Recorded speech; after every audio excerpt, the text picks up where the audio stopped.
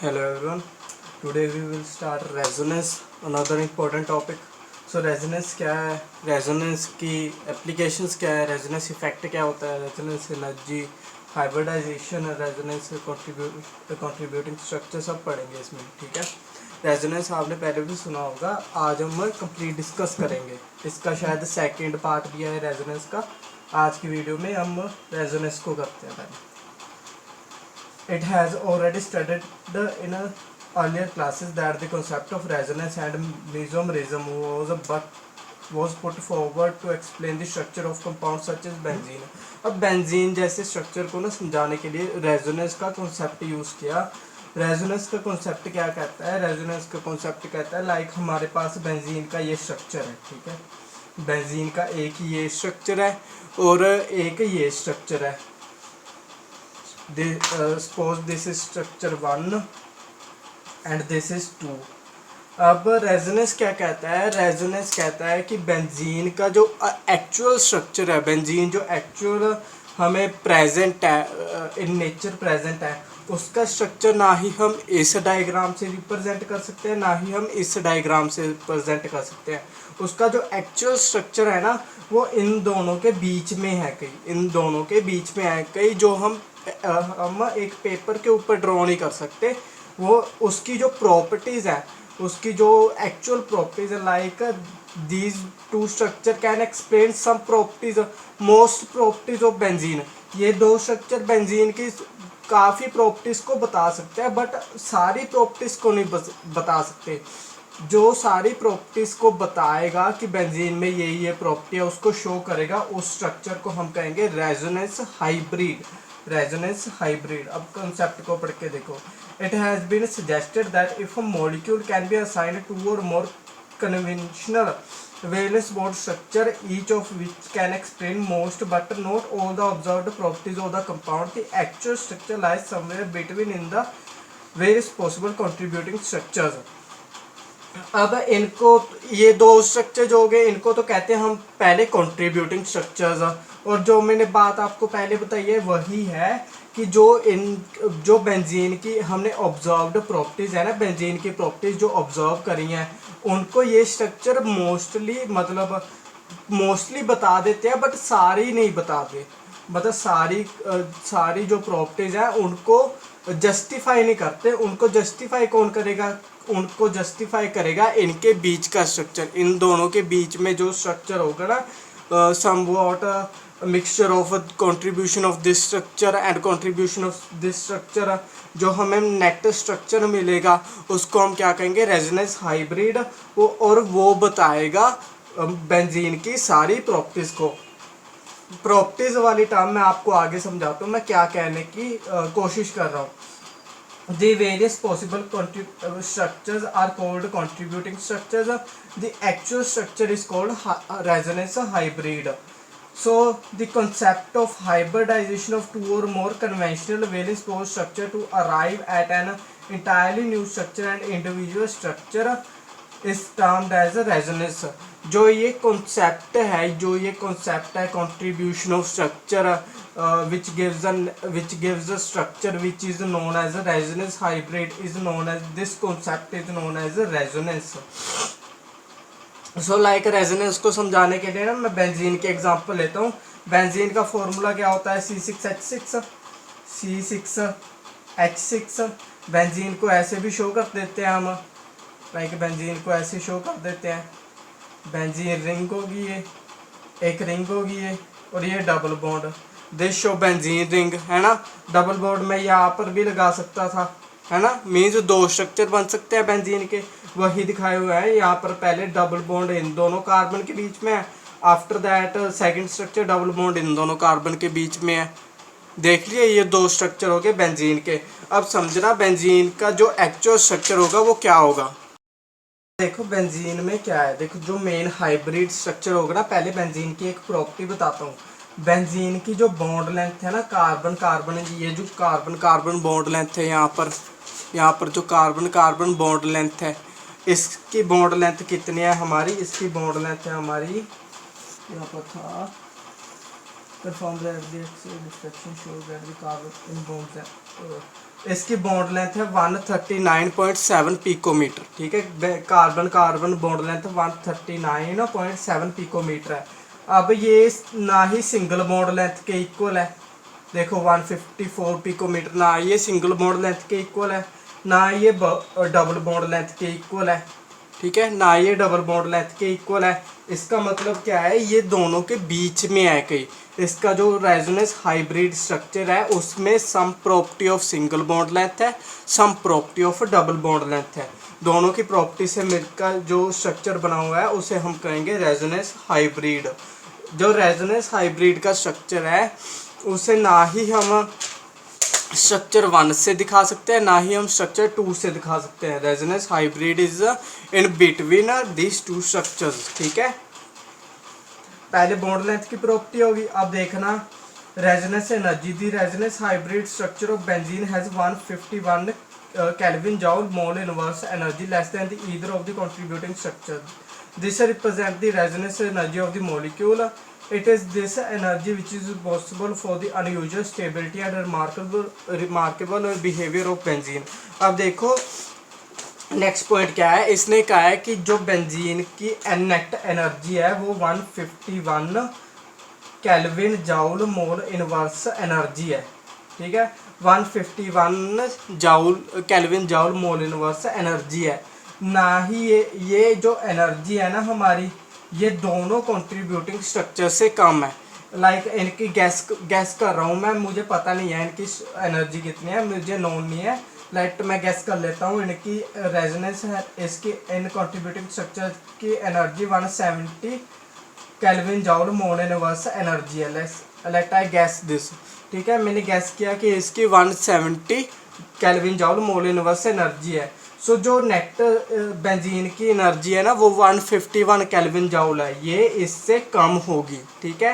ये contributing structure की जो एनर्जी, कंट्रीब्यूटिंग स्ट्रक्चर जो है इनकी जो एनर्जी है उससे कम है बेंजीन की एनर्जी। ये क्या शो कर रहा है, जो रेजोनेंस हाइब्रिड बना है ना वो स्टेबल है, वो स्टेबल कंपाउंड है और उसकी एनर्जी दोनों से कम है, उसकी एनर्जी इन दोनों से कम है, जिसके कारण उसको अनयूजुअल स्टेबिलिटी मिलती है, ठीक है। This is the resonance concept. और एक और बात, what resonance means is that one molecule of benzene always have the same single structure which is identical with that of any other molecules and intermediate between structure 1 and 2। इसने क्या कहा है कि आप ना रेजोनेंस जो है उसको ना ही स्ट्रक्चर 1 से दिखाओगे ना ही स्ट्रक्चर 2 से दिखाओगे। मीन्स रेजोनेंस का जो एक्चुअल स्ट्रक्चर है, बेंजीन का जो एक्चुअल स्ट्रक्चर है, ना वो स्ट्रक्चर 1 है ना वो स्ट्रक्चर 2 है, वो इन दोनों के बीच में कहीं है। आप ऐसे नहीं कह सकते कि हमारा रेजोनेंस जो है, हमारा जो एक्चुअल बेंजीन है वो कुछ टाइम स्ट्रक्चर 1 में रहता है और कुछ टाइम स्ट्रक्चर 2 में रहता है, ऐसे नहीं होता। इसका एक सिंगल स्ट्रक्चर है, वो इन दोनों के बीच में है, ठीक है।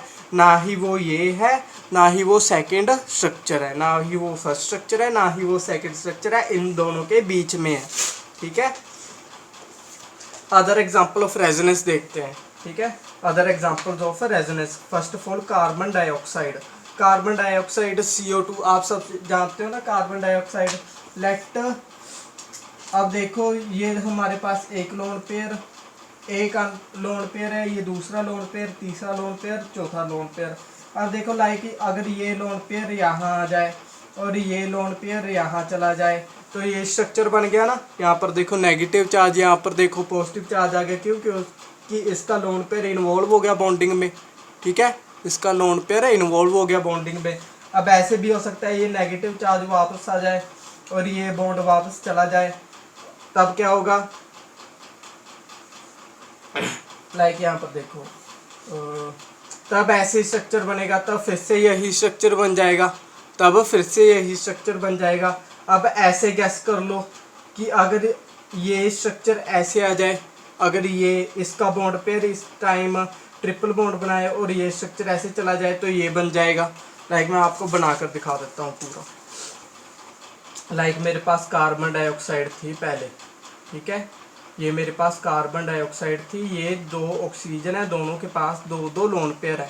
फर्स्ट में क्या हुआ, फर्स्ट ये ऐसे चला गया, ठीक है, फर्स्ट ये ऐसे चला गया, यहाँ पर आ गया oxygen negative with 3 lone pairs, ठीक है। अब यहाँ पर एक सिंगल बॉन्ड लेंथ है कार्बन, यहाँ पर ट्रिपल बॉन्ड बन गया, ट्रिपल बॉन्ड ऑक्सीजन, यहाँ पर पॉजिटिव चार्ज आ गया, एक बॉन्ड है, ठीक है। अब देखो अगर वापस ऐसी हो जाए, ये नेगेटिव चार्ज यहाँ आ जाए और ये पॉजिटिव चार्ज यहाँ चला जाए, ठीक है, तो ये स्ट्रक्चर आ जाएगा, फिर से 1 स्ट्रक्चर आ जाएगा, oxygen double bond carbon double bond oxygen, ये 2 लोन पेयर दोनों ऑक्सीजन के। अब देखो अगर ये ऑक्सीजन अपना लोन पेयर यहाँ दे दे और ये ऑक्सीजन अपना बॉन्ड पेयर खींच ले, तो ये स्ट्रक्चर बन जाएगा oxygen positive charge lone pair single bond carbon triple bond oxygen, हाँ एक मिनट, देखो यहाँ पर ट्रिपल बॉन्ड, फिर से बनाता हूँ, ये ऑक्सीजन, यहाँ पर triple bond carbon single bond oxygen, यहाँ पर यहाँ पर 3 लोन पेयर हो गए, यहाँ पर 1 लोन पेयर हो गया पॉजिटिव चार्ज, यहाँ पर नेगेटिव चार्ज, ठीक है, ऐसे बन जाएगा। अब कार्बन डाइऑक्साइड हो गया, अब कार्बोक्सिलिक एसिड को देखते हैं। देखो कार्बोक्सिलिक एसिड का क्या है, एक पॉइंट रहेगा कार्बन डाइऑक्साइड का, जो कार्बन डाइऑक्साइड की बॉन्ड लेंथ है वो 115 पिकोमीटर है, बट जो कार्बन ऑक्सीजन की डबल बॉन्ड लेंथ है वो 122 पिकोमीटर है। मीन्स कार्बन डाइऑक्साइड में जो कार्बन ऑक्सीजन की बॉन्ड लेंथ है वो 115 पिकोमीटर है, बट जो actual carbon oxygen double bond length है वो 122 पिकोमीटर है। मीन्स ये इससे कम है, जो एक्चुअल बॉन्ड लेंथ है ये जो एक्चुअल बॉन्ड लेंथ होती है उससे कम है। क्यों कम है, यहाँ पर देखो ट्रिपल बॉन्ड करेक्टर आ गया, थोड़ा सा ट्रिपल बॉन्ड करेक्टर आ गया हाइब्रिडाइज्ड स्ट्रक्चर में, कॉन्ट्रीब्यूटिंग स्ट्रक्चर्स में, इसके कारण इसकी बॉन्ड लेंथ कम हो गई, ठीक है। कार्बोक्सिलिक एसिड देखते हैं। कार्बोक्सिलिक एसिड देखो ये बॉन्ड लोन पेयर यहाँ पर जाएगा और ये बॉन्ड पेयर इस ऑक्सीजन के पास जाएगा, यहाँ पर नेगेटिव चार्ज हो गया, यहाँ पर पॉजिटिव चार्ज हो गया। जो कार्बोक्सिलिक एसिड का असल हाइब्रिड स्ट्रक्चर है, रेजोनेंस हाइब्रिड स्ट्रक्चर है, ये दोनों के बीच में होगा, ठीक है। नेक्स्ट 1,3 ब्यूटाडाइन, ये डीलोकलाइजेशन वाले कॉन्सेप्ट में भी पढ़ा था। 1,3 ब्यूटाडाइन लाइक हमारे पास 1,3 ब्यूटाडाइन ये यहाँ पर है, देखो 1,3 ब्यूटाडाइन, अगर ये बॉन्ड यहाँ पर गया और ये बॉन्ड यहाँ पर आ गया तो देखो ये इन दोनों कार्बन के बीच डबल बॉन्ड बन गया, ठीक है, इन दोनों कार्बन के बीच डबल बॉन्ड बन गया, यहाँ पर नेगेटिव चार्ज आ गया और यहाँ पर पॉजिटिव चार्ज आ गया। अगर इसके रिवर्स हुआ तो ये स्ट्रक्चर बन जाएगा कंट्रीब्यूटिंग स्ट्रक्चर। आप बनाकर देख लेना, अगर बनाकर देखोगे तब भी प्रैक्टिस होगी। हम ना देखो हर कंट्रीब्यूटिंग स्ट्रक्चर में आप एक बात तो नोट कर सकते हो कि जो कंट्रीब्यूटिंग स्ट्रक्चर में डिफरेंस है ना वो सिर्फ इलेक्ट्रॉन के पोजीशन में है। अब देखो यहाँ पर लोन पेयर बॉन्ड पे, यहाँ पर लोन पेयर है, पहले यहाँ पर लोन पेयर था, मीन्स फ्लो ऑफ इलेक्ट्रॉन हो रहा है usually. This flow of electron is represented by this arrows. हम ना ये एरो यूज करते हैं, एरो यूज करते हैं इलेक्ट्रॉन की मूवमेंट को दिखाने के लिए, ठीक है। नेक्स्ट पॉइंट क्या है, कंडीशन फॉर रेजोनेंस। रेजोनेंस करने के लिए क्या कंडीशन होनी जरूरी है, ठीक है।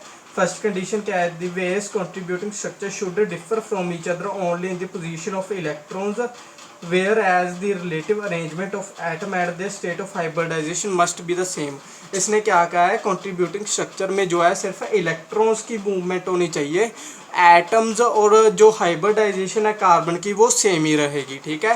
रेजोनेंस स्ट्रक्चर्स में, कंट्रीब्यूटिंग स्ट्रक्चर्स में the atom involved must lie in the same plane or nearly the same plane।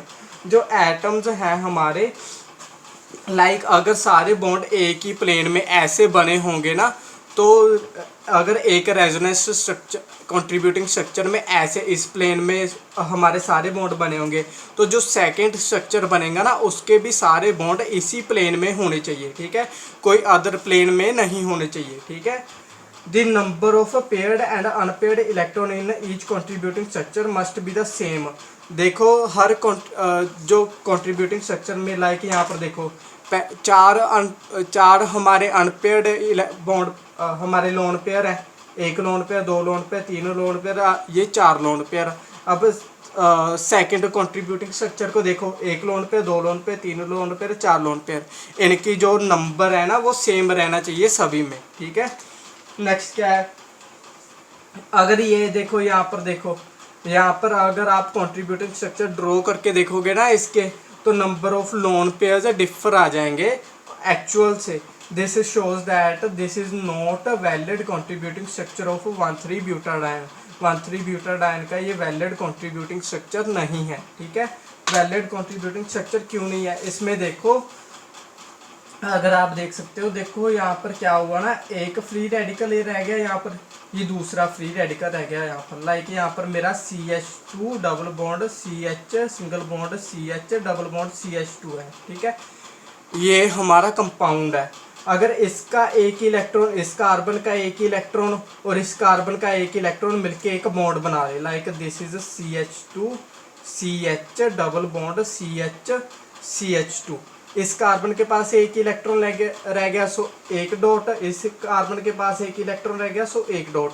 अब देखो, अगर आप देखोगे तो यहाँ पर देखो number of unpaired, number of जो इलेक्ट्रॉन्स है ना वो डिफर कर जाएंगे, since it has more unpaired electron than the other contributing structures. इसके पास मोर अनपेयर्ड इलेक्ट्रॉन है, इसके पास ज़्यादा, यहाँ पर देखो कोई अनपेयर्ड इलेक्ट्रॉन नहीं था ना, यहाँ पर अनपेयर्ड इलेक्ट्रॉन आ गए, इसके कारण it is not a contributing structure of 1,3 butadiene, ठीक है। 1,3 ब्यूटाडाइन का ये कंट्रीब्यूटिंग स्ट्रक्चर नहीं है, ठीक है। नेक्स्ट पॉइंट क्या है, all the contributing structures must show a correct number of valence electron. For the element of second period, no contributing structure should have more than 8 electron in the valence shell of the element. अब देखो, valence electron correct number में दिखाने चाहिए, like nitrogen, जो nitrogen group हो गए, oxygen हो गए, उनके पास 8 इलेक्ट्रॉन, वैलेंस इलेक्ट्रॉन 8 ही रहने चाहिए, 8 से ज़्यादा नहीं होने चाहिए। लाइक यहाँ पर देखो, लाइक मेरे पास ये एग्जाम्पल है, ठीक है। ये एग्जाम्पल में नाइट्रोजन के पेयर के, नाइट्रोजन के वैलेंस इलेक्ट्रॉन गिन के देखो, 2, ये 2 हो गए ना, एक बॉन्ड के 2, 3, 4, ये 3 हाइड्रोजन है, इनके कितने हो गए 6, सो 4 + 6 4 + 6 4 + 6 कितने हो गए 10 अनपेयर्ड 10 वैलेंस इलेक्ट्रॉन हो गए ना, बट चाहिए कितने 8, सेकंड पीरियड का मेंबर है नाइट्रोजन भी, बट चाहिए कितने 8 कंट्रीब्यूटिंग स्ट्रक्चर शो करने के लिए। सो this is not a contributing structure. आपको सभी प्रॉपर्टीज याद रखने की जरूरत नहीं है, मेन इसमें क्या आएगा ना, रेजोनेंस में आएगी इसकी एप्लीकेशंस। आगे मैं नेक्स्ट वीडियो में पढ़ाऊंगा इसकी एप्लीकेशंस, उसको याद रख लेना, इस कॉन्सेप्ट में वही आएगा, ठीक है। All the contributing structures should have the same and nearly same amount of energy and stability. सभी contributing structure में जो है ना उनकी एनर्जी और स्टेबिलिटी सेम होनी चाहिए। मेजर अगर देखो बेंजीन की बात बेंजीन को ले लेते हैं, बेंजीन के ये 2 कंट्रीब्यूटिंग स्ट्रक्चर हैं, इनकी एनर्जी और स्टेबिलिटी सेम होनी चाहिए, इनकी डिफरेंट नहीं होनी चाहिए, ठीक है, रेजोनेंस के लिए। In determination the relative stability of contributing structure, the flow point may be following point may be pointed out.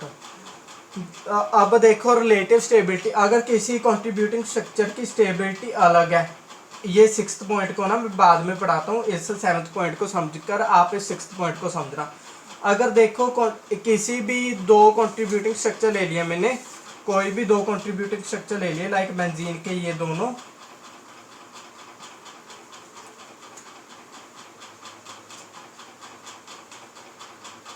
Benzene के ये दोनों स्ट्रक्चर ले लिए मैंने, ठीक है।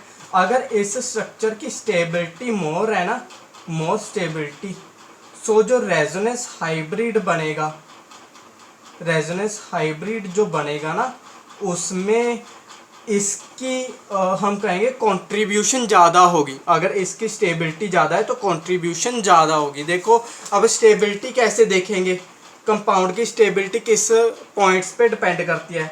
Larger the number of covalent bond in the structure the greater is the stability. यहाँ पर कोवलेंट बॉन्ड गिनो कितने हैं, 1 2 3 4 5, 5 कोवलेंट बॉन्ड है। यहाँ पर कोवलेंट बॉन्ड देखो कितने हैं, 1 2 3 4, यहाँ पर 4 है ना, सो मोर स्टेबल कौन होगा, ये 5 वाला, ठीक है, 5 कोवलेंट बॉन्ड वाला। सेकंड पॉइंट क्या है, the structure involving separation of positive and negative charge less stable then those of involving not involving any separation of charge. यहाँ पर देखो कोई सेपरेशन ऑफ चार्ज नहीं है, बट यहाँ पर देखो एक साइड पे नेगेटिव आ गया, एक साइड पे पॉजिटिव आ गया, मीन्स ये लेस स्टेबल है और ये मोर स्टेबल है। नेक्स्ट पॉइंट क्या है, when atom of different electronegatives are involved, the structure having a negative charge on the electronegative atom and positive charge on the less electronegative atom are less relatively more stable than the way around। इसने क्या कहा है, देखो first of all तो separation of charge जिसमें नहीं होगी वो सबसे ज़्यादा स्टेबल होगा, मोस्ट स्टेबल। अगर सेपरेशन ऑफ चार्ज हो गई, लाइक ऑक्सीजन हमारा ज़्यादा इलेक्ट्रोनेगेटिव है, ऑक्सीजन को ज़्यादा ज़रूरत है इलेक्ट्रॉन की, कार्बन लेस इलेक्ट्रोनेगेटिव है, कार्बन को कम ज़रूरत है इलेक्ट्रॉन की, ये स्टेबल होगा इससे, ये स्टेबल होगा इससे जहाँ पर ऑक्सीजन में पॉजिटिव चार्ज है। ऑक्सीजन में जब भी पॉजिटिव चार्ज आ जाए ना, आप समझ लेना कि वो कंपाउंड अनस्टेबल हो रहा है, काफ़ी अनस्टेबल हो रहा है। क्यों? क्योंकि ऑक्सीजन को पॉजिटिव चार्ज नहीं चाहिए, ऑक्सीजन को नेगेटिव चार्ज चाहिए। So this is stable, this is most stable because there is no separation of charge, there this is stable then third structure, ठीक है, देन थर्ड स्ट्रक्चर। अब next point को देख लेते हैं, this structure having like charges on adjacent carbon have highly instability। अब देखो मेरे पास ये कंपाउंड है, इसमें कोई भी सेपरेशन ऑफ चार्ज नहीं है, ये कंपाउंड है, ये हाईली अनस्टेबल है। क्यों? क्योंकि यहाँ पर देखो सेम जो चार्ज है ना, देखो पॉजिटिव पॉजिटिव नेगेटिव नेगेटिव, ये सेम एटम्स में एडजेसेंट नेबर एटम्स में एक ही चार्ज आ गया। जब नेबर एटम्स में एक ही चार्ज आ जाए ना, तब कंपाउंड अनस्टेबल हो जाता है, ठीक है। The more the number of contributing structures more is it's stability. ज़्यादा जितने कॉन्ट्रीब्यूटिंग स्ट्रक्चर हो जाएंगे उतनी ज़्यादा हमारी कंपाउंड की स्टेबिलिटी हो जाएगी, ठीक है। अब सिक्स्थ पॉइंट को समझते हैं, when the contributing structure differ in the energy content and relative stability the more stable structure makes greater contribution towards the resonance hybrid. इसने क्या कहा है, अगर हमारे पास किसी दो कॉन्ट्रीब्यूटिंग स्ट्रक्चर है, लाइक हमारे पास ये दो कॉन्ट्रीब्यूटिंग स्ट्रक्चर है, ठीक है, इसकी ये लेस स्टेबल है, ये मोर स्टेबल है। सो जो रेजोनेंस हाइब्रिड बनेगा ना, इन दोनों के बीच में जो रेजोनेंस हाइब्रिड बनेगा उसमें इसका कॉन्ट्रीब्यूशन ज़्यादा होगा, इसका कॉन्ट्रीब्यूशन मोर होगा, ठीक है। This shown by sixth point हमें ये बताता है, ठीक है। नेक्स्ट पॉइंट क्या है, properties of resonance hybrid stability. जो रेजोनेंस हाइब्रिड बनेगा, जो लाइक ये दोनों हमारे कंट्रीब्यूटिंग स्ट्रक्चर हैं, इनसे जो रेजोनेंस हाइब्रिड बनेगा, इनके बीच का जो स्ट्रक्चर बनेगा उसकी स्टेबिलिटी इन दोनों से ज़्यादा होगी। फर्स्ट पॉइंट तो ये हो गया रेजोनेंस हाइब्रिड का। Resonance hybrid is always more stable then the any of the contributing structure. First point ये हो गया रेजोनेंस एनर्जी। रेजोनेंस एनर्जी क्या कहती है, जो कंट्रीब्यूटिंग स्ट्रक्चर की जो एनर्जी होगी, रेजोनेंस हाइब्रिड जो बनेगा उसकी एनर्जी जो होगी इन दोनों से कम होगी, या जितने भी कंट्रीब्यूटिंग स्ट्रक्चर होंगे उनसे कम होगी, ठीक है। तभी ज़्यादा स्टेबल होगा ना, जब कम एनर्जी होगी तभी ज़्यादा स्टेबल होगा। It is a measure of stability due to the resonance and may be defined as a differ in energy between the energy of the resonance hybrid. It is more stable contributing structure। इसने कहा है जितनी ज़्यादा हमारा difference होगा ना energy का, जितना ज़्यादा हमारा डिफरेंस होगा एनर्जी का कंट्रीब्यूटिंग स्ट्रक्चर से, लाइक यहाँ पर देखो, लाइक यहाँ पर मैंने एग्जांपल ले ली 170 केल्विन जूल इन कंट्रीब्यूटिंग स्ट्रक्चर की एनर्जी थी। अगर इनका डिफरेंस जो होगा एक्चुअल स्ट्रक्चर से, इनका जितना ज़्यादा डिफरेंस होगा ना, जितनी ज़्यादा हमारी रेजोनेंस हाइब्रिड की एनर्जी कम होगी, उतना ज़्यादा हमारा stable compound stable resonance hybrid होगा, ठीक है। फर्स्ट सेकंड पॉइंट ये हो गया। थर्ड क्या है, बॉन्ड लेंथ। बॉन्ड लेंथ भी पढ़ा चुका हूँ मैं। अगर बॉन्ड लेंथ जो होगी हमारी रेजोनेंस हाइब्रिड की बॉन्ड लेंथ होगी, वो कंट्रीब्यूटिंग स्ट्रक्चर की बॉन्ड लेंथ से कम होगी। The resonance hybrid the bond length are different from those of the contributing structures, ठीक है।